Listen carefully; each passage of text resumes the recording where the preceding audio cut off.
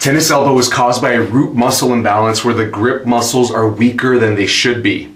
I'm about to show you a progression of 3 exercises that you can do to get your muscles in the proper balance to fix your tennis elbow problem. Number 1 is grip strengthening with a grip strengthener tool like this, an exerciser. Now these you can get off Amazon. I've got links in the description for this and all the other equipment that I feature in this video here today. And I like this one specifically because you can adjust it. You turn this knob and it will move the spring away to make it harder or closer to make it easier, so you can find out exactly where you need to be working. You need to make sure that you place that grip strengthener in this part of your hand right here and sitting on this part of your palm. That way you can focus on using your grip muscles the right way, because if you only hold on with the fingertips like this, you're going to miss strengthening the palm muscles like you should to have proper balance between all the grip strengthening muscles. So make sure to assist with your other hand, get it to the right tension.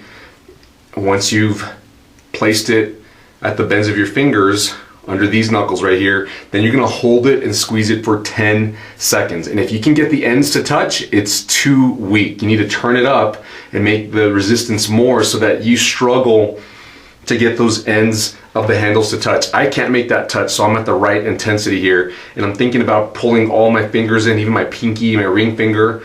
Hold it there for 10 seconds and then let it go, and you should feel muscles in the palm of your hand working, also here in the forearm working. The goal here is to get to doing 10-second holds like I just did and repeat that 10 times. And if you can tolerate it, do that hourly. If you can't tolerate it because it starts to make your tennis elbow hurt right out here, then what you've got to do is hold for less. Don't hold it for 10 seconds. Instead, shoot for like 3, 4, maybe 6 or 7 seconds, whatever you can do without pain. You can also reduce the intensity here, the resistance, and you don't have to do it hourly. You can start off by doing it a few times a day or even just once a day. But the point here is you've got to get your grip strength up. You've got to climb your grip strength up, and you ideally need to be able to do this 10 seconds, 10 times every hour. I shoot for about 100 reps in a day, so doing this 10 rounds in a day. Now, if you've only got tennis elbow on one side, I would encourage you to work out both sides anyway, just to make sure that you're balancing your strength left to right. Once you're able to do this for 10 seconds at a time, 10 times a day, or about 100 reps a day, sets of 10 each time you do this. Now, once you're able to do this for 10 seconds at a time, 10 reps each time you do it, and you're getting about 100 reps a day or more, then you definitely have enough strength to move into weightlifting exercises. Now, I'm going to show you with a dumbbell what I want you to do when it comes to weightlifting exercises, but you don't have to use a dumbbell. There's other exercises you can use that involve weights and still get your grip strength up. The idea here is you want to do pulling exercises. What I mean by that is like rows where you're pulling this way, deadlifts where you're having to pull up this way, even hanging exercises because it's a pull type motion at the hand and that challenges your grip. What you don't want to emphasize is pushing exercises like a bench press. It doesn't really challenge your grip as much as a row, a pulling type exercise. A lot of people end up going to the gym and they lift weights and they think that it's helping their grip, and it generally is, but it's going to best help your grip if you do pulling type exercises, because your hand has to really hang on to the bar in order to accomplish the weightlifting exercise and challenge your grip strength. Some examples of exercises you can do are rows, like where you're pulling a cable machine with handles like this. You could do lat pull downs if you're not quite ready to do pull-ups. Deadlifts are a fantastic grip strength exercise where you have to hold the long bar down here, or you can even hold dumbbells like these and squat with them right here. Kettlebells tend to work pretty good too, except that a kettlebell handle tends to be about that wide, and so it doesn't fit both hands all the way. Your pinkies and ring fingers might stick out some, and that could be a detriment to your strengthening.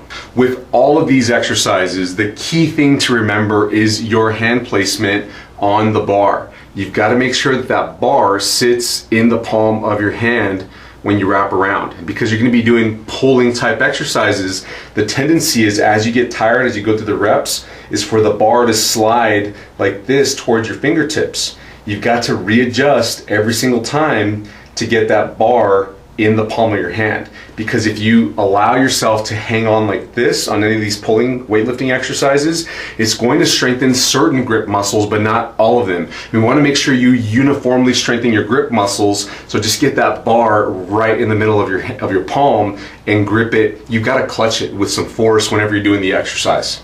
Now, as far as how much exercise to do, you've got to exercise enough to feel it in your grip. You should feel like these muscles in your forearm and the muscles in the palm of your hand get tired. You're gonna feel other muscles, of course, get tired, especially if you're doing, big upper body movements. That's totally fine. But most importantly, your hand grip should feel like it's getting tired because you're doing this. If you tend to slide this way, you're not gonna get the same effect. You'll be able to tell a difference. It could be that the weakest link in the chain of muscles from your chest, down your shoulder, elbow, all the way to your hand is your grip strength. So even though you can do more reps, lift more weight, say you're doing a row, because you're using your upper body, the muscles in your upper body, your shoulders and chest and back, you should slow down or reduce the weight if your hand's sliding away, because then the weakest link is actually your grip strength. You've got to get that bar in your palm and keep it there throughout all the reps, otherwise you're going to be training into an imbalance. Now the third level, the progression, is to hang. I love hanging as an exercise for so many different reasons. Now, you don't have to do a pull-up. You can progress to that eventually. There's other exercises you can do from a hanging position, but just simply hanging and hanging there for 10, 20, 30 seconds, a minute if you can tolerate it, is excellent exercise for your entire upper body, even your spine, because it acts like a distraction. It does like what an inversion table would do, but it's better because you're using muscles the way that they're supposed to be used throughout your entire body. Now, I've got this hanging station right here for pull-ups and for dips and other things like that. I've got a link in the description below if you want to check this one out. I love this one. It's pretty sturdy, and it's more compact than other ones that are available. And all you're gonna do is hold on right here and you let yourself dangle down, but just make sure, like with the dumbbell, that when you grab onto this, that you're hanging on with the bar in the palm of your hand. You don't want to grab on right here and let your fingers slide down with your palm exposed. That bar needs to be in your palm. Adjust your grip if necessary. Now, if you haven't hung before, you're probably looking at me like, there's no way I'm gonna hang. This is too hard for me. I've never been able to do a pull-up. That's okay. You can do this modified and still get a ton of benefit out of it. All you need is a step stool. I've got this 2-step stool, but you can use any step stool as long as it's sturdy for you.